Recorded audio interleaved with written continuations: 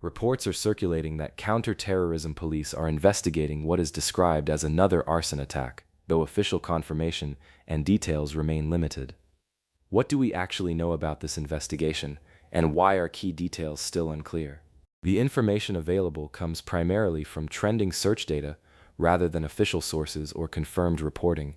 According to online trends, counter-terrorism units are reportedly looking into an arson incident that appears to be part of a series, given the use of the word another in initial reports.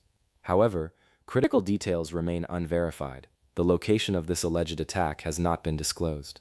The timing of when it occurred is not specified. Which counterterrorism agency is conducting the investigation has not been identified.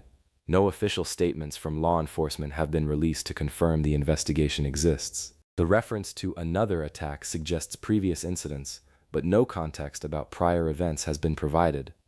What we have is essentially a trending headline without the supporting framework of verified journalism, no official sources, no witness accounts, no agency confirmations. This highlights a broader challenge in the current information landscape. When stories trend based on search activity rather than verified reporting, the public receives fragments rather than facts. Historically, counterterrorism investigations involve multiple agencies and typically generate official statements when authorities choose to acknowledge them publicly. The absence of such statements could indicate either that the investigation is in very early stages, that authorities are maintaining operational security, or that the initial reports lack foundation. In previous similar situations where genuine counterterrorism investigations were underway, law enforcement agencies have generally provided basic confirmation while protecting sensitive operational details. Without official confirmation, we cannot determine which government or law enforcement agency is involved. No statements have been released by any counterterrorism unit that would typically handle such investigations. No government officials have commented on the matter. The lack of official response makes it impossible to present the positions of key players, as none have identified themselves or taken positions on what remains an unconfirmed report. This absence of official engagement is itself significant information for assessing the credibility of the initial claims.